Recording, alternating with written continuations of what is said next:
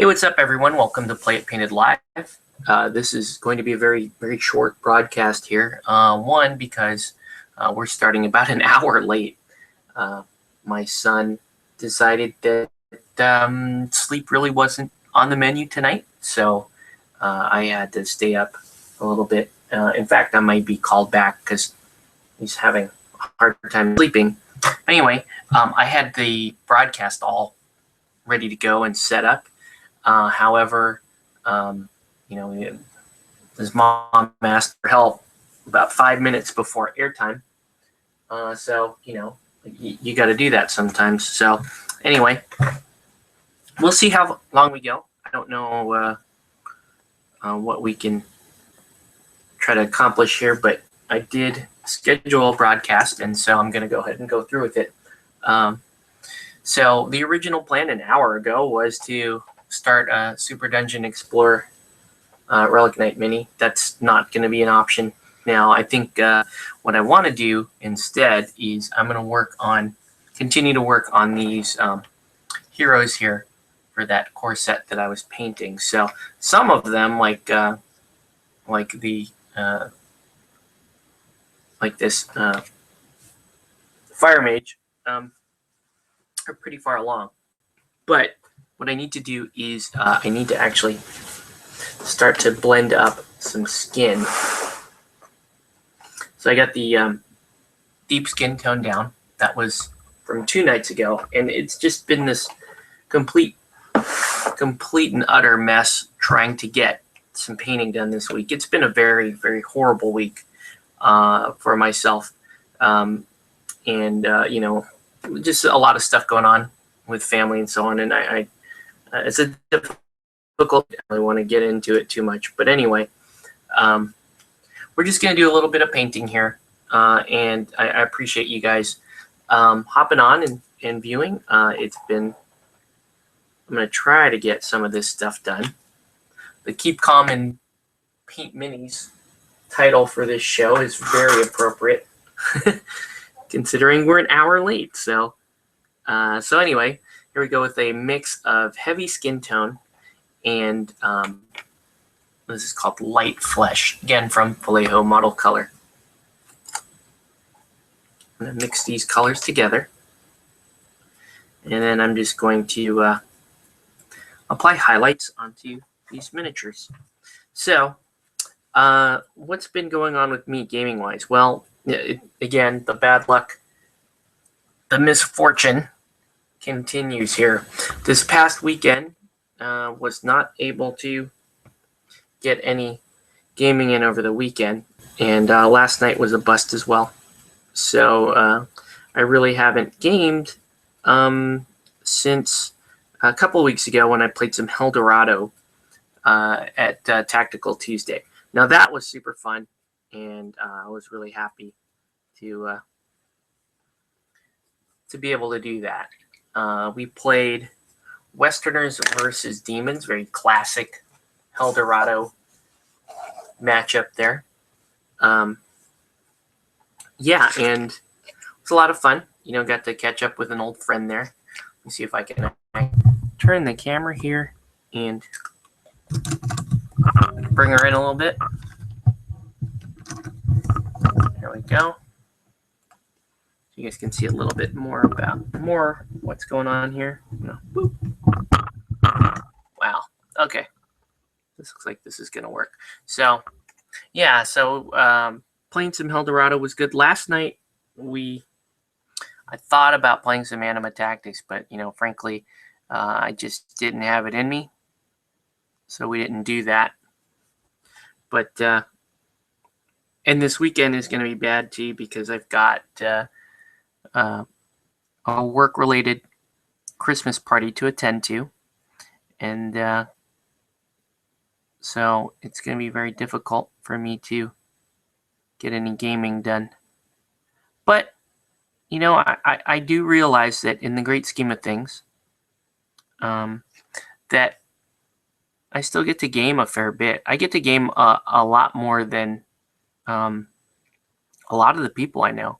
I mean, a lot of people I know, they might game like once every other week, or maybe even once a month. Some of them even less frequently than that. So, you just got to bear that in mind when you're when you feel like you're kind of not getting enough gaming in. It is this is a very addictive thing that we do here, folks, and especially if you've got a good active community around you and you want to get more games in. You want to be able to take advantage of that when you've got the time. I'm sure some of you may know that I will be looking seriously at possibly having another child in the new year. And when that happens, I think the gaming is going to go down even more. But, activity is still, as of right now, still pretty good. Okay, I've got a little bit of an issue here with the mage. Just need to actually get rid of a mold line. But I don't know a clean way to do that. So let's see here. So welcome to Play It Painted Live. If you are painting tonight, or you should be painting, let us know what you're working on or what you should be working on. Nada. What did I do with that hobby knife? It's a little alarming. I don't like losing my hobby knife. Oh, I know exactly where it is. It's actually in the other room. So she's going to have to wait, unfortunately, while I clean up. So I'll take care of that in a bit, but let me proceed to doing this first layer of highlights on all the flesh on all of these miniatures. So here's the Glimmer Dusk Ranger. I do love how my flesh mix, my blending works on these chibi miniatures, because it's a very smooth blend, and it makes them look really fun and cartoony and really vibrant. I love that. Now, because of the style, the anime style, I find that you don't really need to do too many highlights, because you're not really producing a gradient with how rounded the features are. It's not really, doesn't really call for it. So you just paint until you get the tone that you like, and you paint in thin enough layers so that it does let the previous layer kind of shine through, and you're happy with that, or I'm happy with that. How about that? So here's the Ranger. She's done. Well, flesh is done. The Rogue here is going to be a little bit different. So she is going to be in the not finished tonight category as well.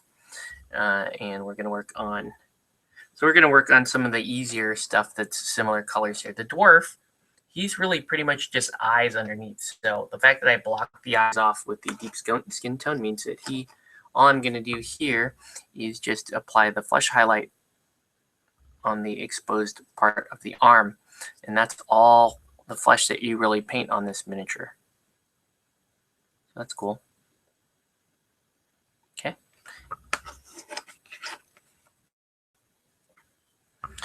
And here's the, what's he called? The Oathsworn Paladin or something like that.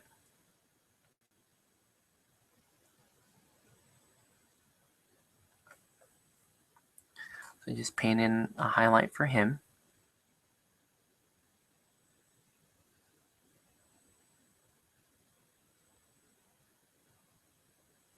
So I'm way behind in painting, folks. I lost, in the past 8 days, I probably lost 5 days, 5 nights worth of painting.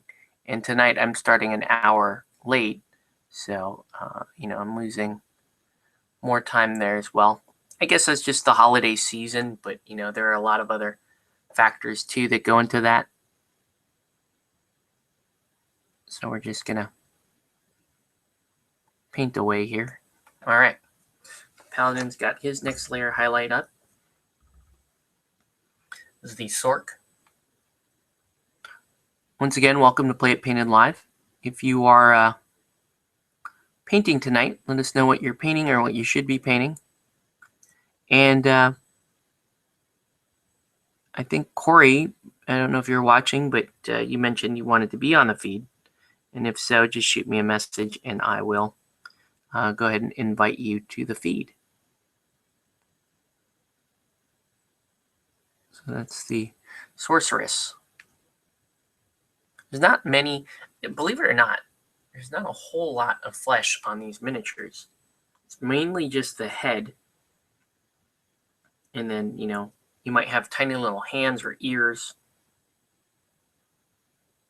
Now in the case of the Sorc, there is the back here that you paint. So her whole back is exposed. So you paint that.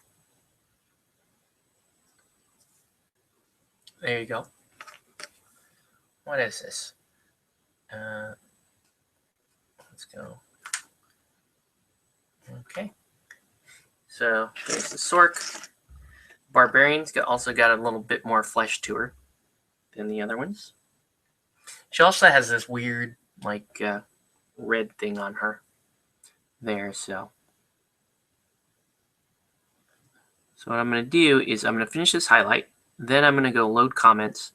And then I'm going to come back and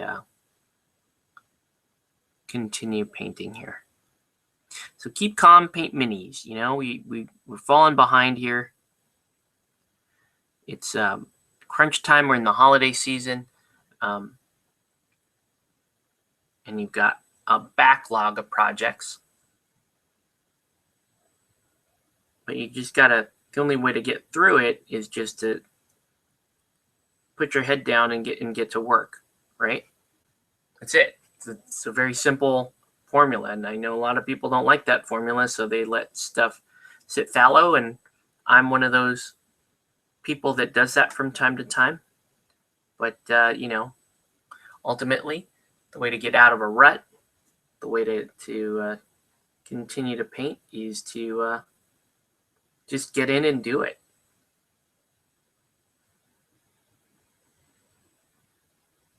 So, all right. So here goes that next highlight. There's lots and lots of little detail painting to be done here. I know these models look mostly done on your side, on the camera side, but really they're still pretty early along. And you know that when I paint all the spawn and the spawn points and the treasure from the core set, it normally only takes 2 to 3 nights. And so the next we'll say 3 to 5 nights painting our heroes. And you gotta be that way, because the heroes are really what people look at when they evaluate the coolness of your painted set. Is they want to look at the heroes and they want to see what the heroes are what kind of job you did on the heroes. And if you did a good job on eyes and flesh and enough detail, they're going to be pretty happy about it. So anyway, here goes this highlight. So this highlight is down on all of them.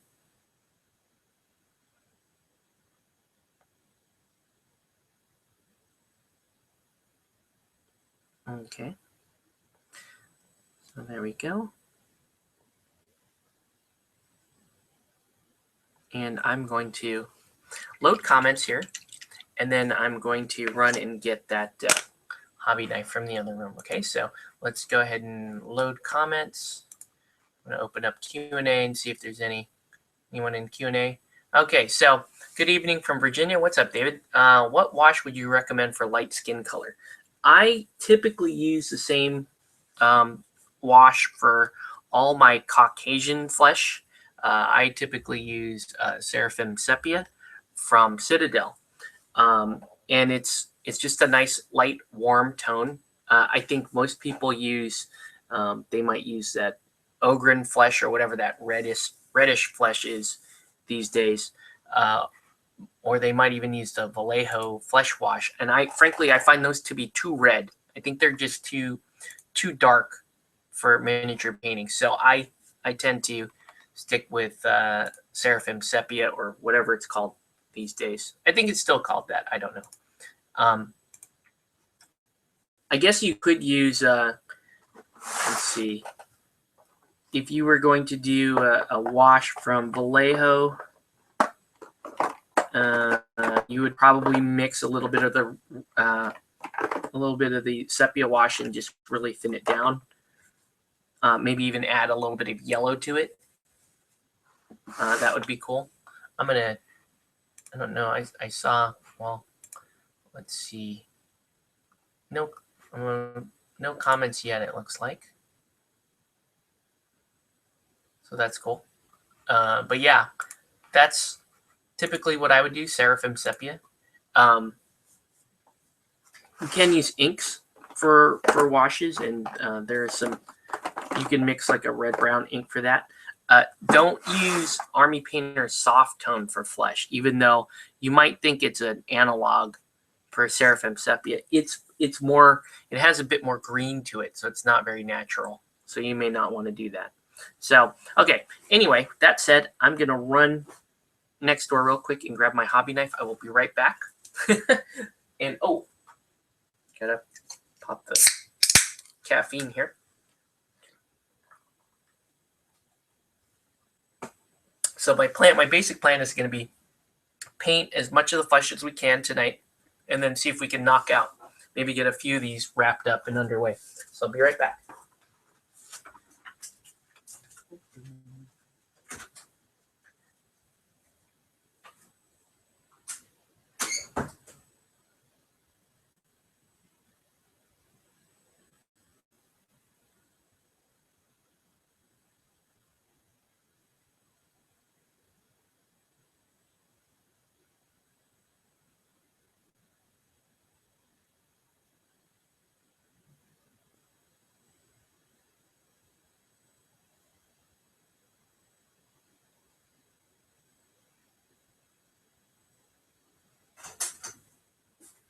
Okay, we're still here.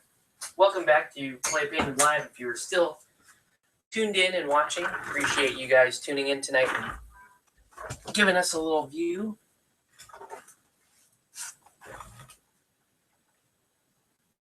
And let's go ahead and, looks like there's no other questions right now.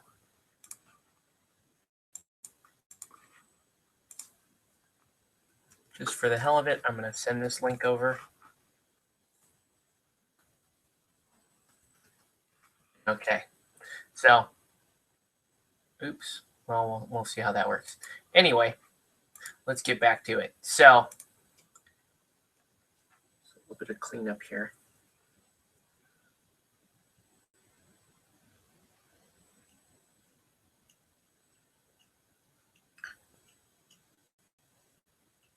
So yeah, Helldorado is one of my favorite games, and I got to play it a couple weeks ago. Really enjoyed it. Really missed it. And I want to get back to building something for Helldorado. The thing is, I just don't know how often I will get to play it.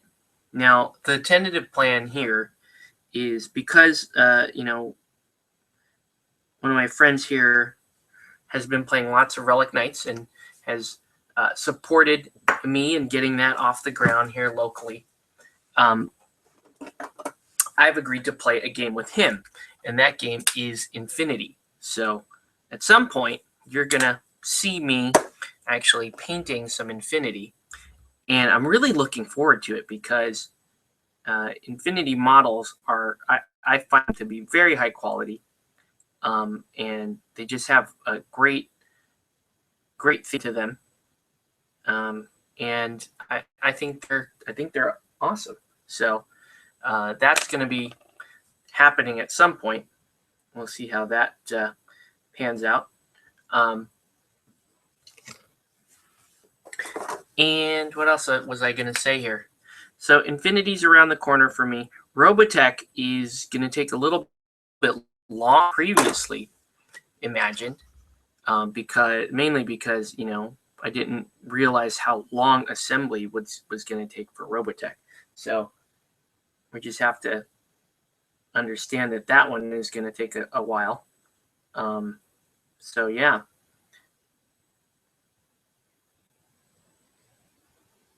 So I don't think I did this right on the Fire Mage, but I'm okay with that. Just need to.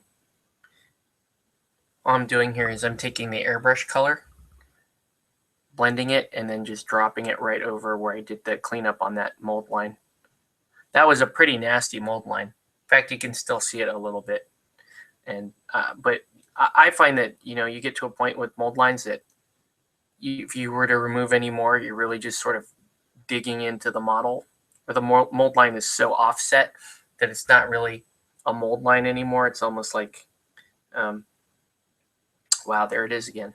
Wow, the mold line into the body. Pretty bad. Pretty bad mold lines in this set. Now I've painted a bunch of SDE sets. I want to say I've painted at least 7 to date. And I don't think I've ever seen one with mold lines this bad. Might be on the end of a particular run or something, but this one is especially bad.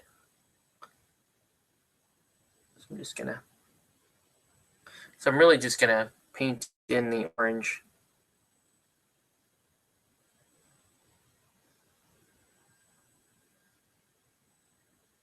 Once again, welcome to Play It Painted Live. If you are currently painting, let us know what you're painting or what you should be painting. For those of you just tuning in, I am painting a SDE core set here,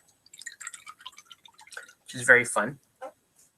All right, so that was the first layer of flesh. Let's go ahead and do our sepia wash. And I'm also going to wash this guy, the Party Bear here, with the sepia wash.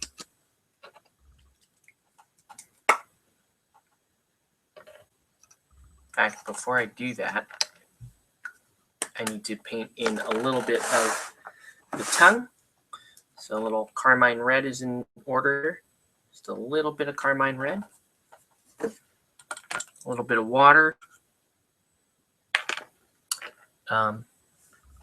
So anyway, with the holidays around the corner, one of the things that there's a bunch of activity that I feel like I have to try to complete before the end of the year. There's always painting for me, but then there's also stuff like doing your Christmas shopping. On the gaming side, there is stuff like wrapping up, doing the yearly wrap up, and not just on this show, but like maybe writing an article on playitpainted.com, wrapping up the year. So I mean, I have some of that started, but I'm really getting stretched for time now, and I'm wondering if I will be able to finish that before the end of the year. I don't know. I honestly don't. I think it would be great if I could, but I'm not going to be holding my breath hoping that it happens at this rate. Just going to give Party Bear here a red gem, which means you also give little guy the red gem. There we go. And let's go ahead and do our sepia wash now.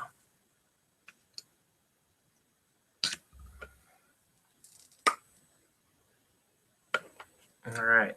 So yeah, if you guys have any comments, or even with how quiet it's been lately on the show, if you want to hop in, if you want to chat we can totally do that. I don't have a topic for this thing other than this is just stuff that I've been working on, and trying to get myself back into that painting groove. It's just when real life happens, it happens in large clusters, and sometimes stuff happens and you get demotivated to paint, or you just don't have the energy to paint, and I totally understand that. And so you really just, in my opinion, you really just gotta continue to try to make it part of your daily routine. Now, for me, painting is very therapeutic. So when I've had a rough day, I want to paint. When I've had a good day, I also want to paint. So that helps quite a bit. And making it part of your routine, your daily routine, and getting excited about, cranking out the next project is healthy. I think it's a very healthy habit to have as a gamer. And I don't know. I just think that's a very cool habit to have, because painting can only help you in the long run, right? Painting, if you get into a game, no matter what game it is, but typically, especially if it's a board game or a skirmish game, a game where you've got miniatures that I would say are in a mostly enclosed system, and you can paint small amounts of them at a time. Or like in the case of SDE here, it really is an enclosed system. So the core set is the core set, and you can consider it a done deal when you've finished painting your core set. So once all of these are done, like in this case, we can raffle this off for charity, and then that's it. The person who wins this, just all they have to do really is open up the box and play. And I think that's pretty awesome. So, but for you would get this if this was yours. You paint it, and then you don't have to paint this set ever again. You can buy your expansions individually. You could buy your limited edition or special edition RK models, and you can just continue to add. And that's awesome. That's not the case in larger scale war games. You are buying in larger amounts and you're painting in large amounts, and that can get very draining.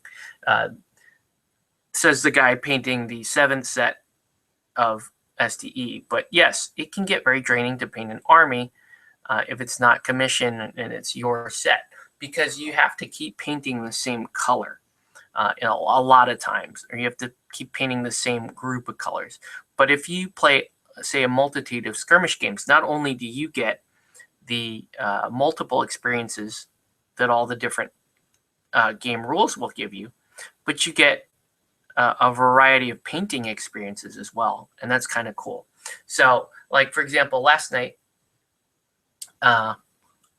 we broke out the Anima Tactics, and we're getting ready to play, and I just couldn't do it. I just couldn't get into playing. So, but I looked at the models, and I was inspired again. I was like, wow, I realized that I missed painting Anima, and I looked at the models and I was like, wow, these came out pretty cool, and but I could do this better, or I want to try this again. And so you miss, I don't know, you miss painting one line from another line. And for me, like, I bounce between SDE typically and say Eldorado and Anima and RK. Each of those lines gives me something different, a different painting experience. So it's rewarding all the way through. That process for me anyway is just rewarding. And then at the end of it, let's say in the case of, we'll just say Anima, for example, if I'm getting out of a particular faction or whatever in Anima, where I need to just, move stuff, you can sell stuff in much smaller bundles than wargaming stuff and price them attractively on stuff like eBay. So, and the fact that it's painted makes it more desirable, not less desirable in the case of large-scale armies. In the case of large-scale armies, a lot of times they don't want it all painted because they're trying to match an army, or they were planning on painting the entire army themselves. We see how that works most of the time. But yeah, it's almost like, when I was selling Warmahorde stuff, I was painting and selling sets. Sometimes they would go, hey, I want a discount because you've already painted it. And whereas if we were playing, if I was selling Blood Bowl or Eldorado, RK, any of those smaller sets, I could paint a whole set, a whole army, like a 200-point Eldorado army, and I'm not going to get that comment from buyers. They're going to be like, oh, that's cool, that's already painted, and it's a whole painted set. All I have to do is, like I said earlier, open up the box and play.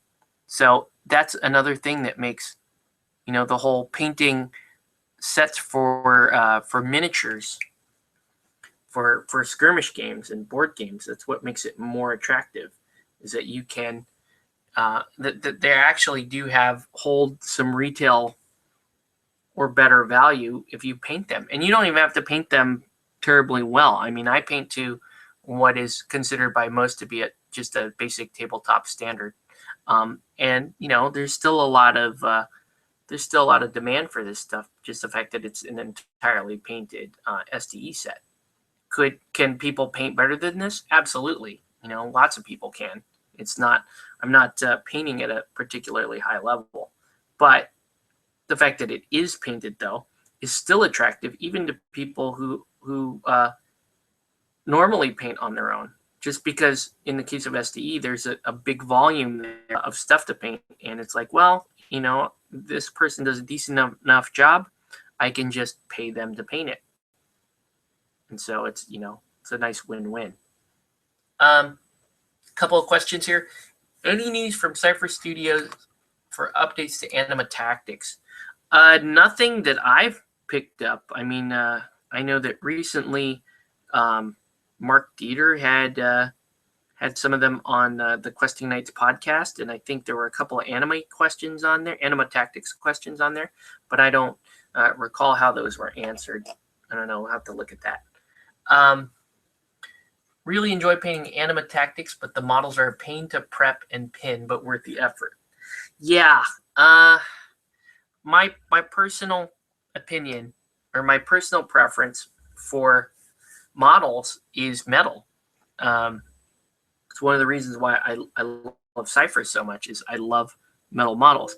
I don't love pinning metal. I think that's the worst part of it. Pinning metal, sometimes you got to trim a little bit of flash. And assembling metal is not always fun. But if they manage to keep the pieces reasonably big enough so that you can run pins through them, and try to reduce the total amount of pieces that you have to glue together, it's not so bad. In the case of Anima, I really don't think it's I don't really complain about assembling Anima, because if you're painting Infinity or some of the more fiddly lines, then it really gets to become a mess. Hey, what's up, Corey? Hey, what's going on? Hey. I had to stop painting. It's getting kind of late for me. I have to go to work early in the morning, so I figured I'd say hello and see how everything was going. Oh yeah, thanks. Yeah, no worries, dude. Yeah, I started an hour late. My kid decided he did not want to sleep tonight. Yep. So I was running around with him. I actually had everything set up to broadcast. Okay. And then last second it was like, hey, can you watch the little kid for a bit? He's decided not to sleep. So. Of course. That's how it always works. So what's up with you, Corey, while you're here? So Sarah finished all the painting of all of her models, so she's been painting some random stuff that we have laying around still, just to keep her busy. Nice. I've been working on the Harbornath. Arbanath, yeah. Yeah, and I'm trying to put him on a crazy base, so I'm trying to get him painted so I can get that done. But Okay. I pretty much have now almost collected the entire collection of Relic Knights models. Yes. That's awesome. Yep. And then I'm getting Sarah is gonna start painting the SDE set next. So that Okay. should be. And then I think she's gonna do a really good job on it. I think she'll really enjoy it. I think she will too. She's really enjoying the painting thing. So she's been already been offered a couple of commissions on painting things. So I guess that's a plus. Cool. Yeah, it's nice. It's nice too if you can do commissions at your own leisure. You know, Yeah. if you don't absolutely need it for money, then you can paint. Like for me, I can get picky about what projects I want to paint or what I don't want to paint, Yeah. and it just keeps you sane. I guess it keeps you It sane keeps her and busy happy. right now since she doesn't have a job. So, but I'm trying to write up my article Um, for the tournament still. That was. yeah, yeah. Do you want to give us just a quick 5 minute spiel or a couple minutes on the tournament, how you thought it went, and Yeah, uh, I could do that, and then your general. I can do that, and then where I hopefully will be able to go next with what I want to do, as far as Okay. organized play and stuff. Yeah, so I believe it was last week we did. It was last week, I think, for the no 2 weeks ago. Sorry, 2 weeks ago I did a tournament at a brewery for Relic Knights, and 8 players, and we got the Ninja Master himself, Ross, to play with us. Yeah. Uh, so that was fun. 3 rounds. It was Endless Hunger, and I thought it went really well, especially since I've never ran a tournament before. I had a lot of help thanks to you, so I think there are you some. did a great job. Yeah. Yeah, thank you. I try to stay active as much as I can just to see where everyone's at, and just I mean, I like trying to help everyone out at the same time of like, maybe you shouldn't do that or that's not the smartest thing. Because there's a couple times when Sarah when she was playing against Corky and she was playing against Gabe, who kept throwing out those crazy AOE's of the compel and damage 5, and she kept forgetting to get it out of play, and she just kept getting destroyed by it. So, um, but it was really fun. It was really fun to watch. It would have been way more fun to play because I love playing, but I guess it's good to just back on the sidelines and see how everyone else likes to play the game too. So definitely looking forward Yeah. to I possibly doing it again. yeah. I got to play, which is pretty rare for me. I'm usually Very on the other side. yes. Um, and and I'll be honest with you, I still prefer to host tournaments. I don't know. For me, it's I almost have more fun kind of just setting things up and then seeing what people do.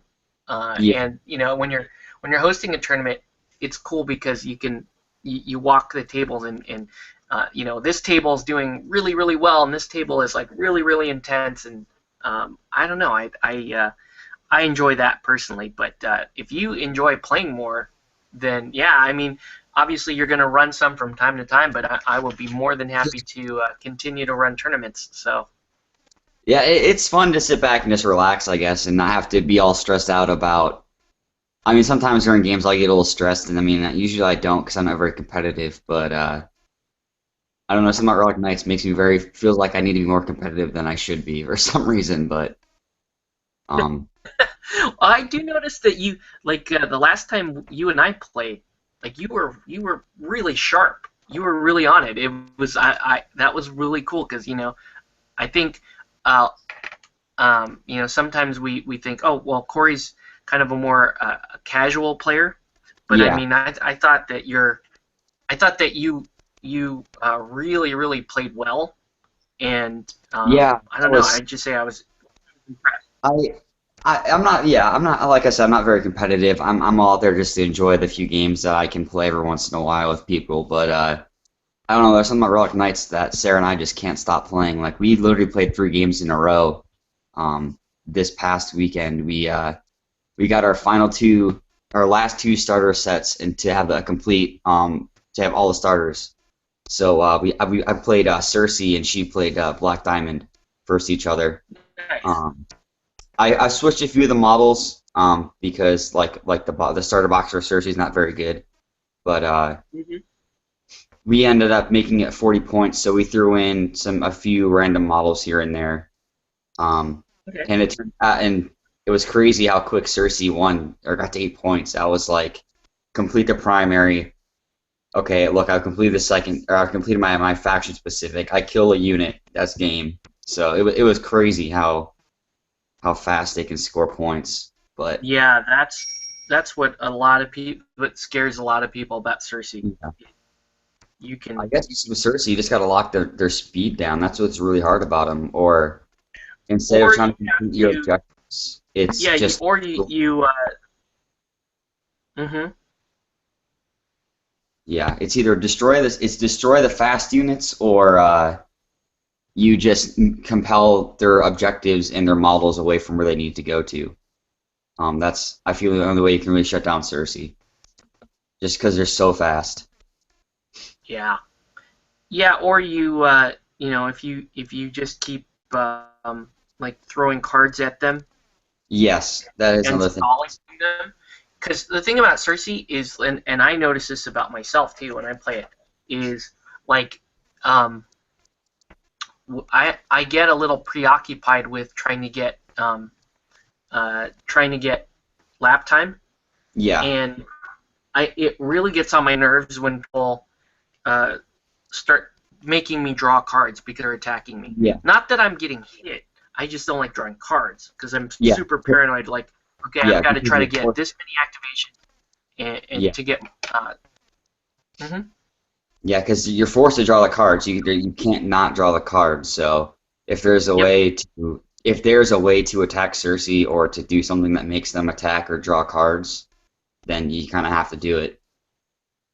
Um, Right. But yeah, so I don't know. It's a really fun game, and I really get into it for some reason. I think I don't really like to do the whole like writing up or list theory. I don't know what to call it, or making the best list possible. I just kind of Yeah. I feel like there's two ways to make a list. You need like like an objective grabbing list, and then you need like a destruction list, and then from there it's kind of which one are you going to play during the tournament as far as which objectives come out. But That makes sense. But what I've been doing is I've been running two different factions for lists. When you did your last two tournaments, I ran Doctrine, and I also ran my Corsairs. And then again, I ran Doctrine and my Corsairs again. And Would I you say feel like that those two factions are your primary? I want to say Corsairs are really my primary. I give a lot of credit to them because the last two that I've won with were mainly because of the Corsairs. I maybe played one game with Doctrine because I had to do something that was a little bit more tricky, I would have to say, than that the Corsairs really can't handle. But I think Corsairs my primary. I'm trying to get into Shattered Sword, which I was planning to the one I really wanted to play. But I feel like Corsairs are going to be my thing. I think just because they're pretty much good at anything. I think they're really random. They have a lot of they're average at everything. I'd say they're not awesome at shooting. They're not awesome at melee. They have pretty much a roundabout style of play. Mm-hmm. So I think that's kind of why I like them because they're kind of just all over the place, which is how I usually play the games, anyways. That's But cool. but the tournament, yeah. So the tournament went really well. I'm excited. I'm glad I actually did one and got out of the way, so I can kind of figure out how to run another one. But Mhm. looking towards the beginning of next year, I'm gonna try to get to like the game stores more, and trying to at least be there every Thursday, and then maybe every first or second Thursday of the month I'll actually host as demo days, and then regular playing days, and then eventually I want to get a campaign started. As many Yeah, people as I that can to it sounds would be really really cool. awesome.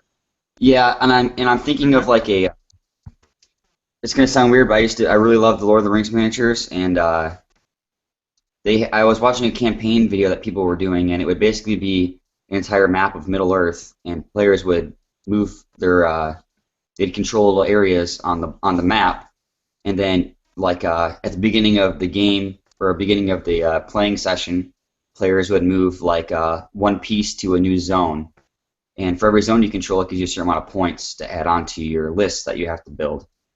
And then from there, depending upon who moves into which ones, either a battle might occur or it might not. So you're kind of choosing where you want to control, and then also trying to decide who to attack at the same time. Okay. So I feel like that'd be really cool. Really interesting. But then again, it's trying to figure out a map because I haven't seen any sort of map for Relic Knights as far as like a Middle Earth type map or anything like that. So I might have to design something myself unless they come out with one. Yeah, I think I think it would be fun to design one yourself though too.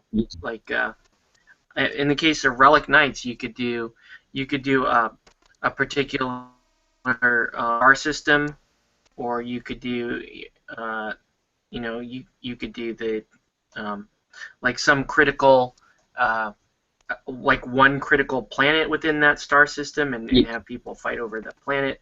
So you've got much Yeah. more options with Relic Knights because of the sci-fi element to it.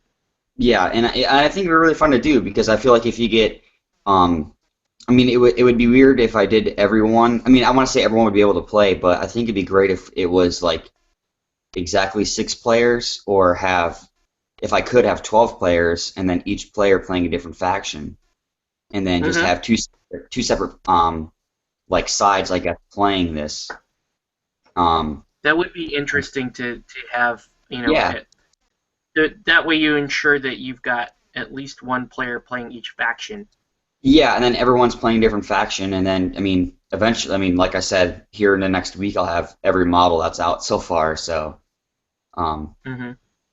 and then I'm all totally okay with loaning out models to people, seeing it's not that. I mean, I guess not that Yeah, really because that what you expensive. could do, even if you were short, let's say if you were short players, or if the players all play different factions, you could, when you play against them, you could play whatever faction that has Yeah, not been represented which lately. is cool. If I play anything, I don't care. I just want to play. Yeah. Yeah, I got the bug pretty bad myself. I haven't been able to play much lately. Got in a Yeah. game of Eldorado, but yeah, always ready to play, throw down some arcade too. Yeah, and so we had and then this last past weekend we had one of our friends had his birthday party, and he's a big gamer too. So I brought over Relic Knights, and I got in one demo, and everyone had been doing some drinking, so it was already late as it was, and everyone's already tired from drinking. But we ended up getting a demo. I ended up playing my Corsairs. Sarah played her No, and I'm pretty sure his name's Tom, if I'm correct. He wanted to try out the Black Diamond. Um, Okay. and Sarah fell asleep halfway through the game for some reason. So, Okay. but I ended up trying on a 4x4. We played 35 points or 30 points, and it turned out the table was way too big for 30 points with 3 players. So Yeah, something I you learned. gotta you can go up to Yeah, 50 on a 4x4. yeah. Well, I was planning on 4. I was told 4 players wanted in on it, and then one backed out at the last minute on me. So I'd already set up the table. So I was like, screw it, let's just play this. That's cool. But yeah, it Yeah. was a fun time. I'm trying to get more people into it down here. So Yeah, more play, that's good more on you players for just together. having it on Yeah. I pretty much bring them everywhere now with me. So if someone's like, "Hey, game day," I'm bringing them with me no matter what. you. Nice. So Yeah, I guess Brandon's got game day going on Saturday. Um, I really want to go. It's my stupid work party thing that uh, night. okay, So, I mean, there's a slight chance that I could be like pop in during the day and then come back, but I really doubt it because it's yeah, like then I would have to leave my wife alone to watch the kid, and then she has to get ready for the Christmas party. So okay, I don't think it's likely, but I'm still hoping that it can somehow happen. yeah, So okay, here's a question. Um, The talk about Cersei has me thinking about getting my models on the painting table and sidelining my Dark Sun models. Well, Cersei models are super fun to paint too. That's the other thing. I really like their theme. Um, so, yeah, Dark. I haven't painted any Dark Sun models for Anima, but I love painting Anima too. So Anima is fun to it's a paint. good. I would be. I tend to paint more arcade stuff mainly because we play that game the most Yeah. out here. So arcade always gets the priority. That said, I think I'm completely done painting every arcade model that I have. But that probably just means I need to go get finally need to pick That up a means you have to Calico buy more Kate. stuff now. Yeah, I've been meaning to pick up a Calico Kate because Yeah. I She's fun love to that model. She's fun to paint. Yeah, I love the model. I have enough. I have plenty of Corsair models. I just don't have a single knight for Corsairs. The Corsair models, I use those for my Harbonath build.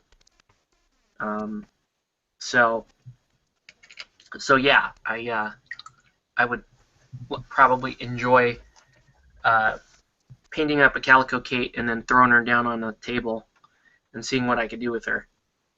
Well, with Scully, anything's possible. Scully is really strong. Yeah, Yeah. Scully is He's really strong. he's kind of a dick model to play with, but I think he's. I would. You could make the argument that he's the best cipher in the game. Strong, too, yeah, but um, but man, Scully is just great what he's capable of. yeah.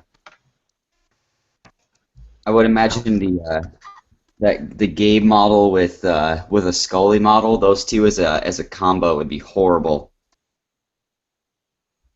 because you think about it, if Scully threw out a bomb and then Gabe threw out his little damage 5, compel 8 thing that he does. If those are both next to a unit, it activates, it blows up the bomb, they take 5, plus they take 5 from activating within the AoE of Gabe. And then, of course, you're getting pushed into a wall because that's what you do with compels. Yeah, compels are really strong. Taking 13 points of damage, and you're lucky to have maybe armor 2. That unit's probably gone. Yes. Yeah, that's dangerous. Yeah, Gabe he's a very strong model. He's not to be taken lightly. As we found out in my tournament. Corky's Yeah, the guy who tournament with the guy who won the tournament. Ever playing Gabe, and he won with him. Yeah, compels are quite strong. I was tempted. I ended up in your tournament. I ended up playing Radiant and Cersei. Yeah, the candy list. I was ringer, so I let people pick what they wanted to play against. Yeah. And other than Phil picking Cersei, everybody else was picking Radiant because they wanted to see the candy list that I was running, which is pretty hilarious. But it's actually a pretty strong list. Objective marker. What was that? The 30 points of damage to a objective marker was definitely the highlight of that tournament. That was crazy. Yeah. So yeah, what I did for that was I was building my hand most of the game. I really wasn't attacking, and I had tear it down, and so I was building my hand specifically for green. And by the time Dark Space Candy and Cola made it over there, the Chun-Li model, I had a boatload of green on her, and I had a Held Esper. So I was able to get the attack off, and then and the rapid fire trigger allows you to apply, buy the same trigger multiple times. So I bought the trigger 5 times. Yeah. doing 30 points of exploding. damage objective. That hmm was That was crazy. pretty insane. That was pretty good. To find out that you actually lost that game because you were marking the wrong objective for damage. Yeah, But that was the weirdest thing. We thought that, yeah, and we were both on the wrong page there. I don't know. There was some sort of hypnosis going around where we both believed that that was not the right objective. yeah. Somebody walked by and did the Jedi mind trick. These are not. This is not the objective. These are not the objectives you're looking for. Yeah, Great. but yeah, overall, man, that I had a lot of fun playing in that tournament. I like playing Ringer because it's like I can still build, especially Yeah, for Relic Knights. You can build really experimental lists, but they can also be really strong lists. yeah, And it's more about how do you play that list than it is just yeah, this list is the most efficient. I mean, there are yeah, efficient lists in Relic Knights, but it's not. I don't know. It just doesn't seem to be as big a factor. yeah. You gotta play the objectives. That's what it's all about is playing the objectives hmm or denying objectives for your opponent, which is kind of dick-like, but it's a tournament, so of course it's gonna happen. I've been thinking about that quite a bit. Like the fact that the denial playstyle, in my opinion, needs to be it needs to be sort of it needs to be penalized a little bit. I think Yeah, because I think that especially in a tournament or a competitive situation, I think yeah, that the more aggressive player needs to be favored. yeah.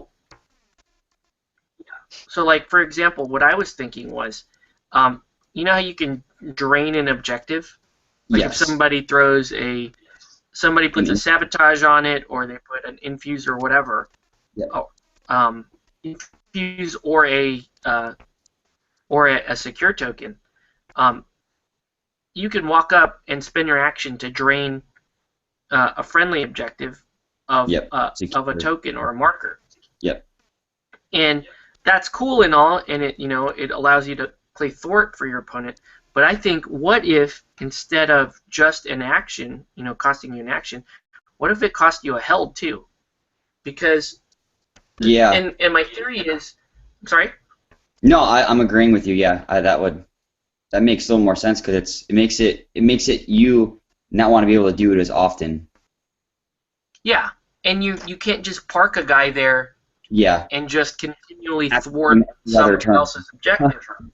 So yeah, so that was my idea. Is like, could we, what if we penalize the negative playstyle just a bit Yeah. to force people to use more resources to play that playstyle. We don't want to not be able to play that playstyle, but it Yeah. should be that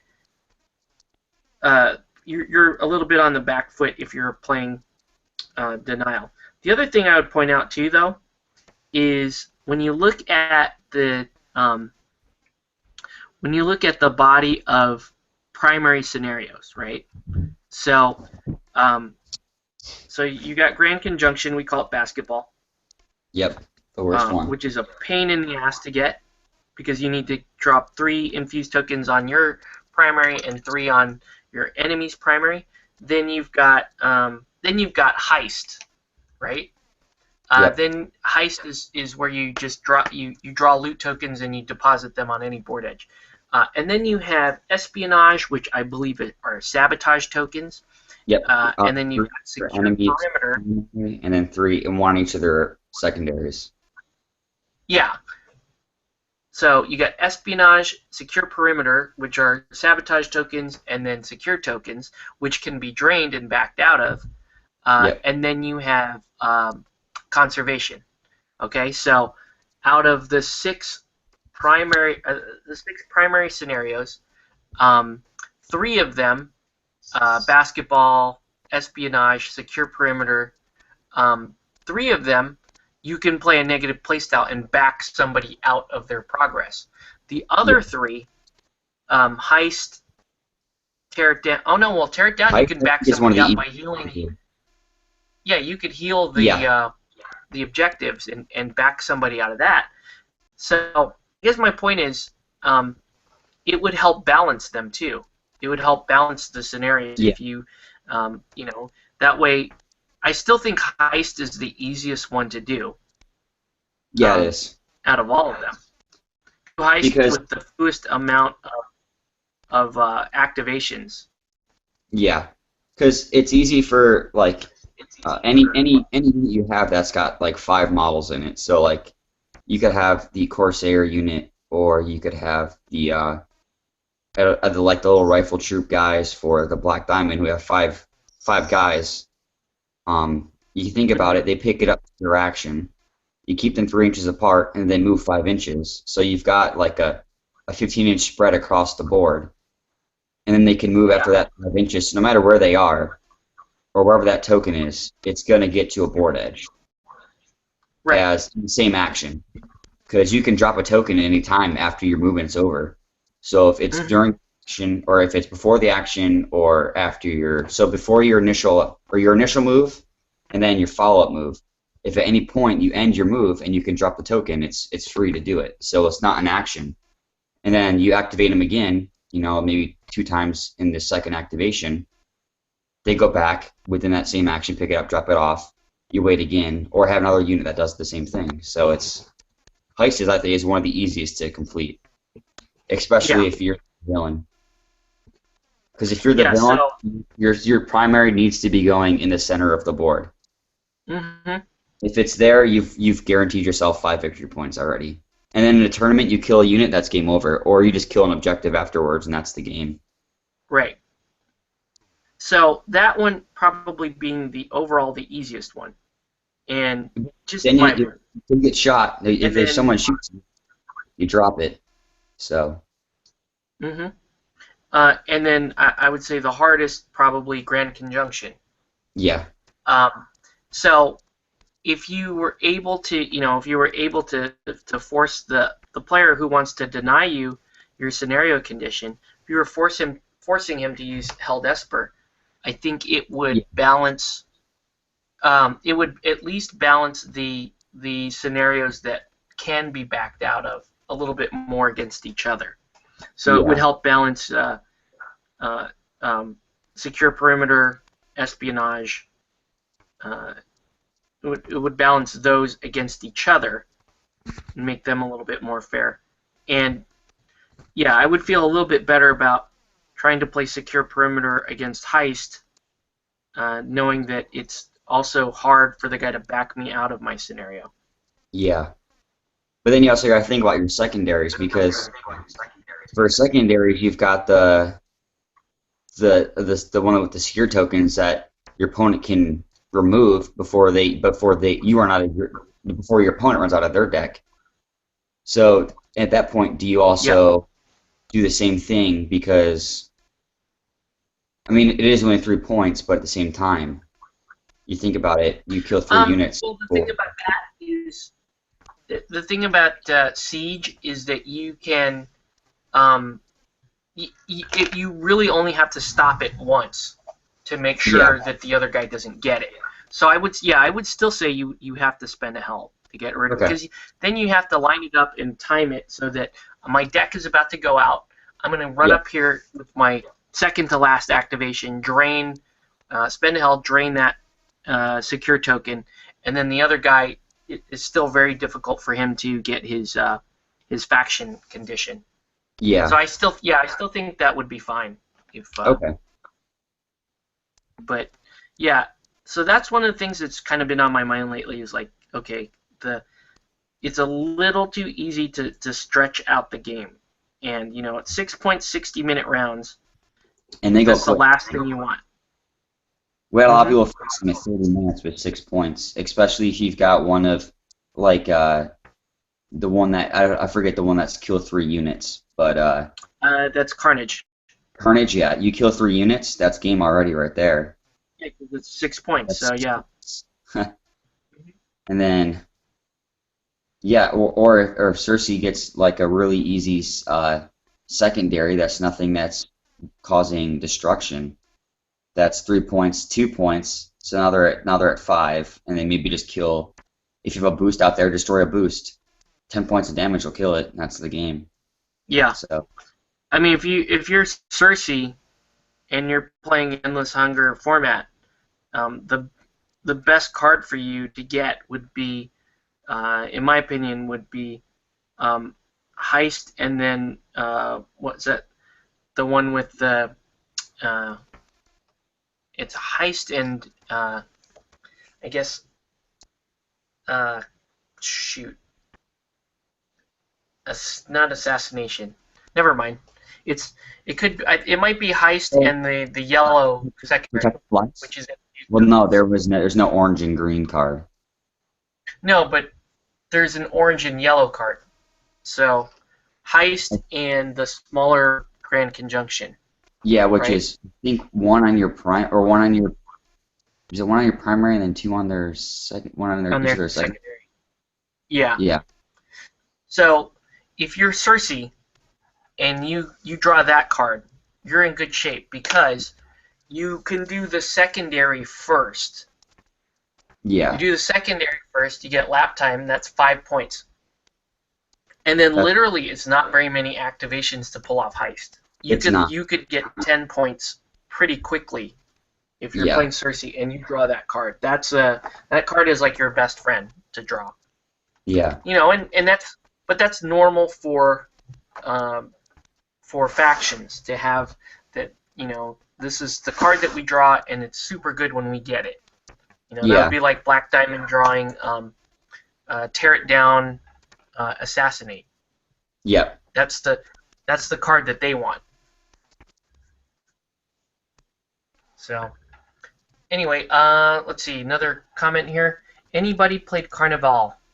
Really nice looking models. I think the models are amazing for Carnival, but I've never played it. I have like I a watched a few promo model here videos. at It's my pretty house. good. What was that? I watched a few videos on Beast of War and stuff. It looked pretty cool. They had the Kickstarter recently, and I didn't get in it, but it seems it's a D10 I think base system, and it's basically like a stories line miniatures game where you're basically playing out like a story. Mm-hmm. But it looked really cool. But I have to drop off here. It's getting kind of late for me, so thanks for having me on. And if you're doing one next week, I will definitely be able to get on that one. Well, you know what next week's one is, right? Next week is our end of year show. Yeah, the So final that should one. be really cool. Yeah. I really Okay. hope you can hop on that because what we're going to do is, we've been collecting, uh, Yeah, the I remember. lists from everybody. We're going to do a composite list, and then we're going to talk about the top 10 games on that list. So it should be a very fun show. Cool. So, all right, All right, sounds good. Well, I will cool. Well, talk to thanks you. for hopping on, Corey. Yeah, thanks. All right, I'll talk to you later. Bye. All right, have a good one. All right, so yeah, next week's show, you guys should be super fun. It's our end of year show. We're gonna do our um, top 10 miniature games for the year, and I'm looking forward to it. I've been collecting some of the lists so far. I would say that there's a little bit of bias in our group, in that a lot of us in the Play It Painted team are ninjas, or Ninja Corps volunteers. So, and this channel is heavily Ninja Division related in content. So you're going to see at least some of those games pop up in the top 10 list. And then you'll see some of the other games that we like to play together here locally. Those will show up on that list. And then it gets really, really diverse from there, because there's a lot of people from different regions that we're collecting feedback from as well. So not just Southern California, some of the other regions and folks that we generally interact with are going to submit their lists as well. So, bottom line, it sounds like it's going to be really fun, I think. I hope that you guys can tune in, or if you are one of the folks that submitted a top 10 tabletop games list to us, that you can show up and talk about these games a bit, because it's just one of my favorite shows to do. And anytime we can talk about a whole bunch of different games in one night is super fun for me. So let me load up YouTube comments and see if there were any. I don't think there are any YouTube comments, but let's see. 3 comments. Okay. Hey, what's up? It's from Minutes on the Sun. Hey, sorry. Oh, well, these are late too. Sorry, dude. What up, Octave's almost Christmas? Yes, it is almost Christmas. I'm excited about that myself. You paint way higher than tabletop standard. That's fucking bullshit. Thanks, dude. I appreciate that. But yeah, I don't know. I guess some people say that the definition of tabletop standard has changed over the years as, people got better as collectively. Gamers have gotten better and better at painting. So, I don't, and for the record, I don't know what isn't tabletop to people. Like, people go, oh, that's my level. They'll make up some level. This is like level 7, and this is my level. I don't understand. If it's a well-painted miniature, and you enjoyed painting it, I don't really understand what's the difference between a level 7 and a level 5. And if any of you guys watching maybe know a little bit more about that, feel free to chime in, because I don't know. Like, what is the difference between a level 7 and a level 5 paint job? Are they really that different? I think if somebody is just good at basic painting and highlighting, I think that person can crank out whatever level is appropriate for them. And I hope that the levels aren't just determined by what types of techniques are included on the model. I hope that it's really just, hey, this is a really, really good looking paint job, no matter how you got there, and no matter how fast you got there. If it's a really, really cool looking paint job, then call it whatever level you want to call it. I don't know. So anyway, thanks for tuning in, Jonathan. Hope to see more of your sculpting, man, because that's really cool. That's one thing. Like, I really wish I could stop painting here for a minute and learn a little bit of sculpting. It just looks like so much fun. Looks like so much fun. Yeah. So back to your question, David. No Carnival. Never played it. Interested in seeing it and trying it. The terrain required for that game, because it's like the streets of, or the streets of Venice, Italy, is interesting. I don't know if there's a good or easy way to achieve that look, but it's enough for me to try. Last night,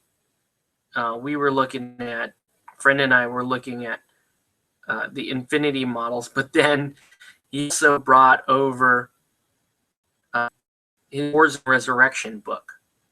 And my history with Warzone is that is a game that I played when 3rd edition 40K came out, and me and my friends were heavy 2nd edition players. And to go from 2nd edition to 3rd edition was perhaps one of the largest game changing, or it's one of the largest changes in a game system, was the jump from 2nd to 3rd. And we hated 3rd edition because of that. When 3rd edition 40K came out, it was like, what the hell is this game? It's so simple now. It's kind of stupid. They dumbed it down, and it's I understand that it's a cleaner format and maybe a little bit more balanced. And I think that kind of colored my my opinion on streamlined and balanced, which a lot of people these days, they kind of throw that terminology around, and because they think that that's a better game, and it could be for them. That's what they're looking for, a little less clutter in the rule set, and they want individual models and pieces to be a little bit more balanced against one another, and the army list to be more balanced against one another. And these are all really, really good things in theory. But from a person like me that is really, really interested in fluff and theme and the kind of narrative that you can derive from a miniatures game, I don't place as much emphasis on it. So I get a little bit worried when I feel that there's too much emphasis on those, because I feel like, maybe some of that theme that I really like is being drained out of the game. And the dead horse that we're talking about here is the Malifaux second edition. so yeah.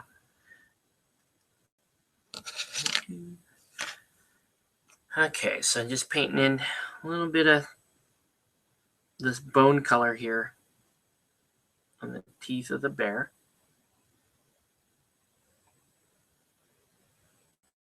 So once again, if you're just tuning in, welcome to Play It Painted Live. Let us know what you're painting or what you should be painting. Sorry, Jonathan, if I missed your comments or I got to them too late. What we're going to paint here, for just a little bit longer. I don't think, with the late start and everything, I don't think I'm going to be able to really finish anything per se. I might be able to finish her. And maybe, who else is up here?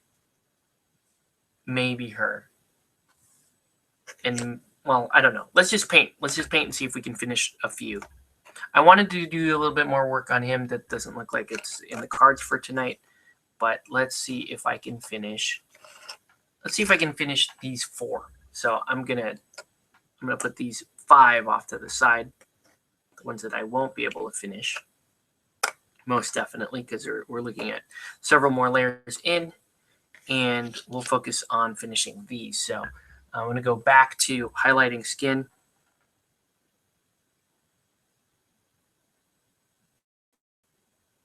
You would need a little bit more water in there.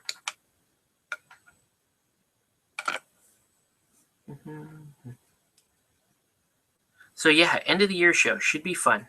I'm already starting to mentally keep track of the games that keep showing up on different people's lists, and they keep getting consistently high ratings on their lists. Because I'm looking at our, what will end up being our top 10. And it's interesting. There's some really cool games on there. And then there are even some games that I'm sure this year are gonna end up on our top 10 that I've never played before. And so that's going to be interesting. So hopefully the other people that are hopping on will be able to speak to those games. And, maybe give us a little bit of a reason why those games ended up in the top 10.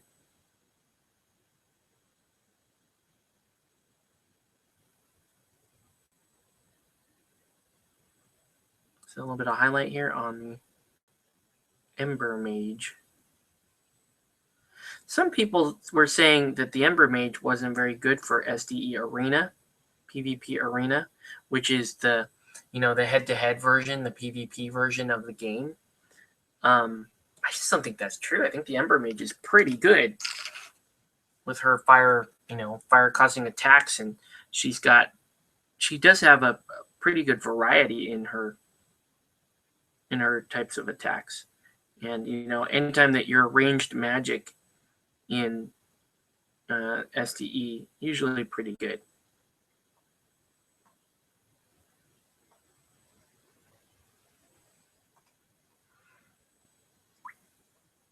All right, so there's that.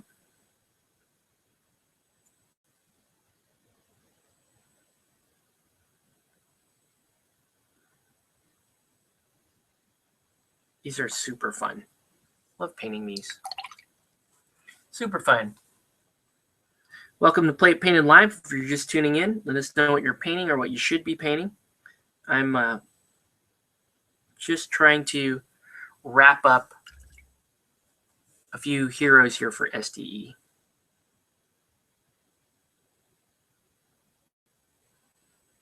SDE stuff, as much of it as I paint, it never gets totally boring for me, and it's hard to explain why.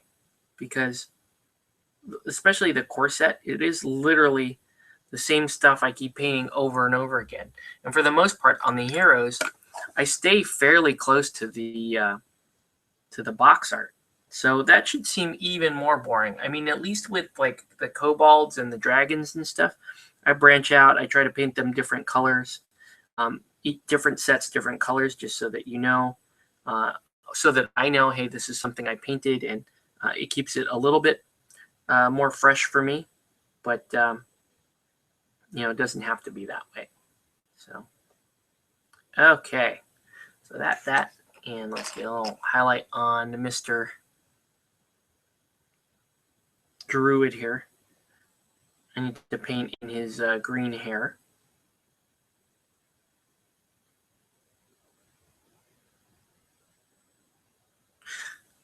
I really do love this model. Super fun. Super fun little model. Be cool if I was able to paint up Sebastian Cross tonight for the Relic Knights SDE set, but also not in the cards. But who can complain, man? It's been a rough, very rough week so far. Like horrible rough, terrible rough, and the ability to just sit down and do a little painting was something much, much needed from my end. Okay, so I'm going to do pale green. And, a quick way to do this is just to go with a pale green and then a green wash over it. And it should look just fine.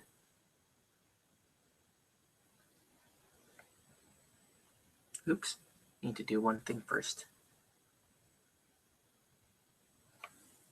Just a little bit of a highlight on the teeth.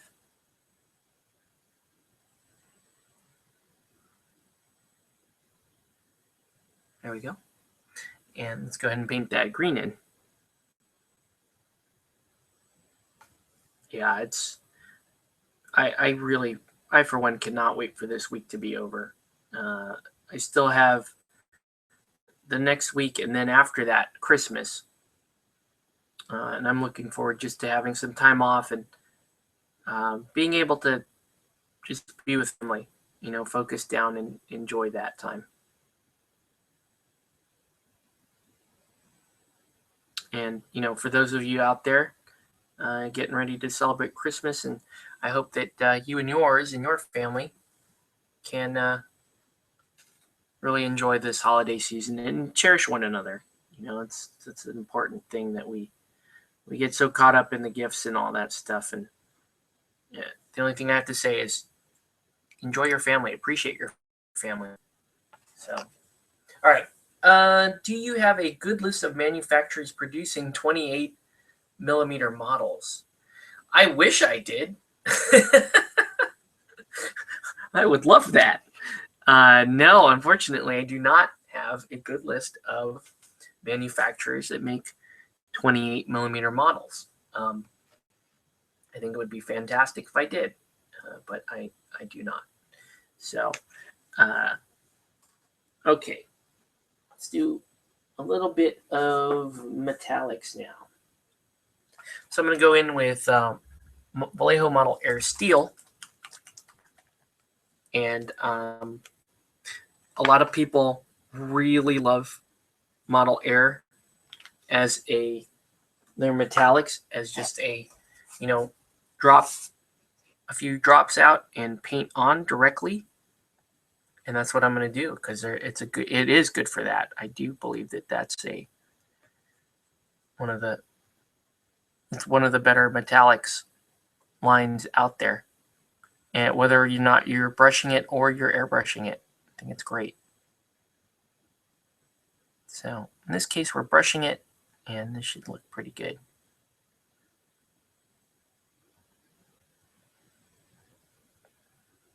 Yeah, so far so good. All right, and she's got the knee pads here. We're gonna just brush the steel in. A little more steel here. Steel on the bracers. And lots of steel here on the wristbands. Steel there. There we go. Pretty good. I might come back and hit it with an armor wash. In fact, I think I will. And then this guy.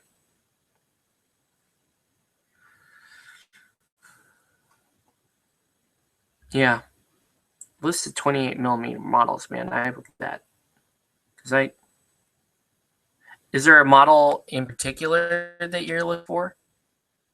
Because I'm sure most of us, when we're just looking for particular models, we might hit up Reaper Chronoscope or because they make a lot of different genres. What's the name of Matt Copplestone's casting company? You can probably just Google Matt Copplestone, Mark Copplestone. Sorry about that. You could Google Mark Copplestone and his company will come up, and they have a pretty cool lineup of miniatures that you might be interested in using for like in Her Majesty's name or something like that.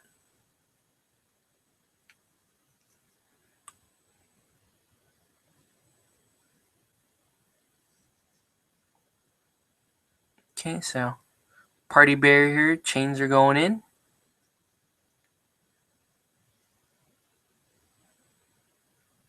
Yeah, these metallics as brush on are nice.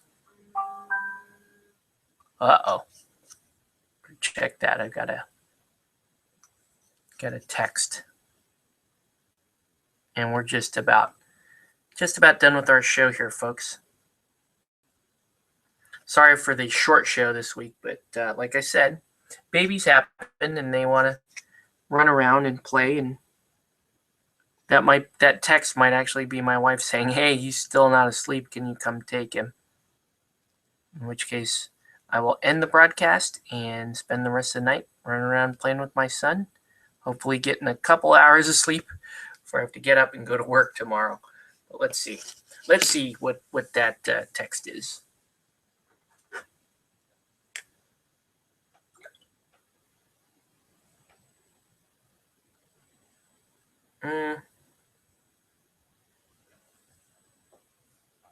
Yep. That was weird. It was a Google Plus message, but it's not in the Q&A or anything like that. Okay. I'm going to paint the little bandage here on the Party Bear. And then Party Bear is basically done. We're going to come in and do that armor wash too.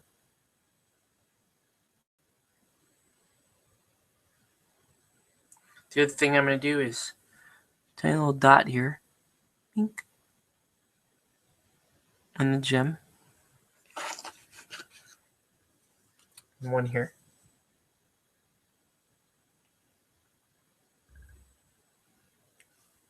There we go.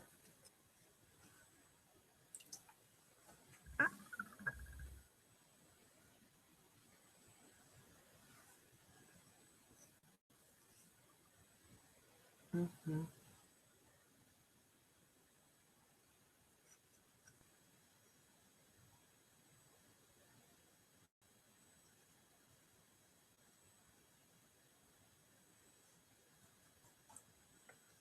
Okay.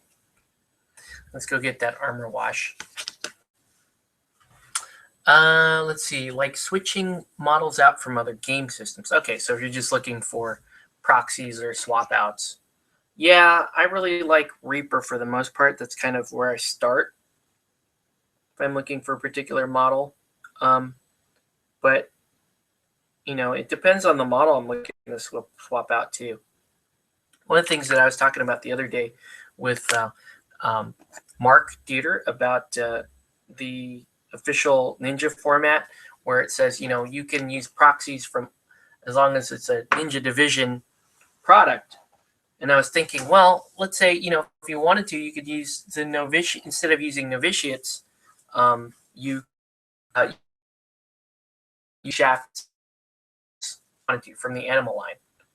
And that's totally legal for Relic Knights, and it's totally appropriate proxy there. So let me get my armor wash. I'm going to be right here, actually, still in the room.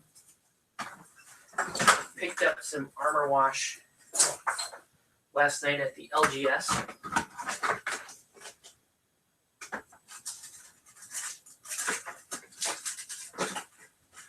And so here we go. And I picked up thinner medium too, because it's always good to have thinner medium, especially when you airbrush. So okay, here we go. A little bit of armor wash on all this metallic.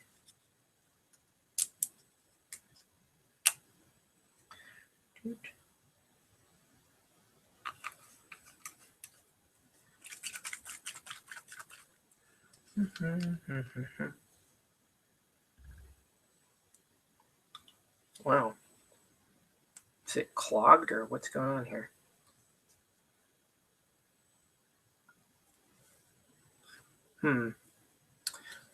This particular bottle might have been sitting around for some time. Let's try it.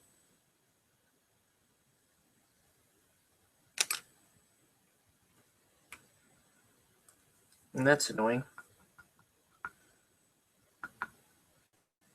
It's like just goop. Yeah, I'm going to have to clean it out. I don't have time for that.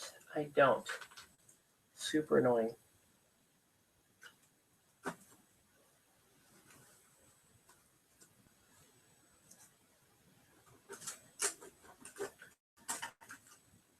See if I can just poke a hole in the top of it.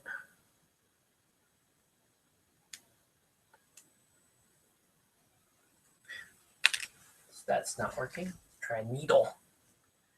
Poke the hole.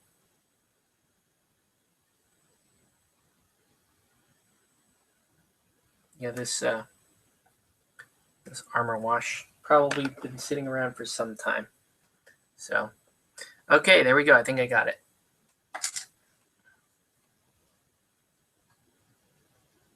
Pretty strong black ink here. Okay. That's why I was using armor wash as black ink before, I think. It's pretty similar. I'm going to thin it a little bit. And then I'm going to put it on the bear here. And I think we're going to call it a night after that. So I want to thank everyone for watching. Once again, I'm very sorry about the late start. And for those of you who can make it next week, 9 p.m. next week, pending approval from my son, we're going to be doing our end of year show. And once again, that should be very fun. Top 10 list of our favorite tabletop games. And we're going to get to defend the lists and debate them. And yeah. And then we're going to look forward to next year. What are some of the events for next year?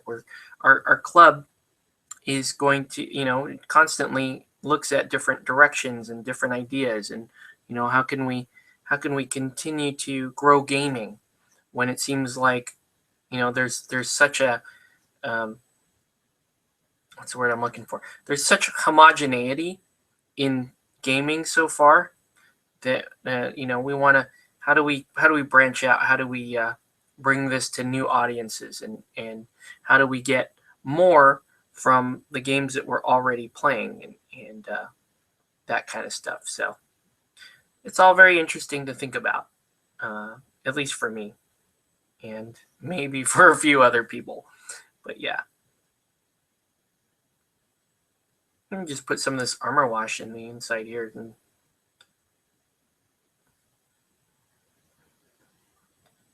a little shadow for the uvula of Angry Bear.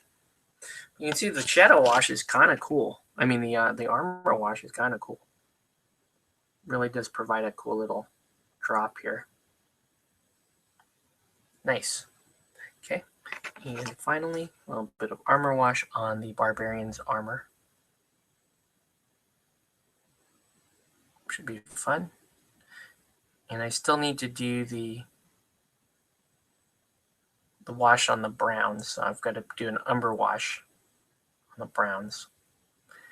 And I'm just going to do a little bit of armor wash right here on the weapon. Cool. I'm liking this armor wash. It's very cool.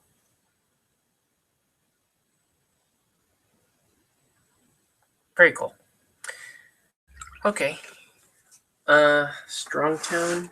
That's what I need.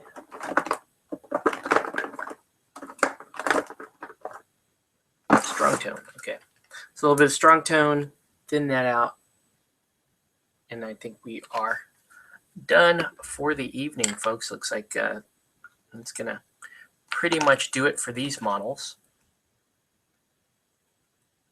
And then that leaves me with only 5 heroes left. Then I get to paint Caverns of Roxor after this, and maybe some Robotech, or maybe back to Arena Rex. Still have a few Arena Rex models that need to be done as well. Oh, I also, what am I saying?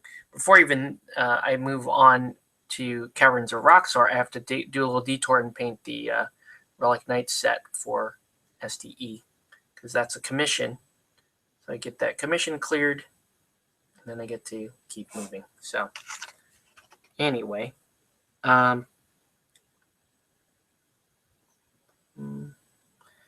pretty good. Oh, I think that's going to do it for this show. I want to thank everyone for watching and tuning in. Once again, looking forward to next week's show. And yeah, while we load comments just one more time on YouTube. Sorry for the delays on YouTube. The comments were coming in kind of later, but it doesn't look like that's going to be it for comments. So I want to thank everyone for watching, and we will catch you on the next one.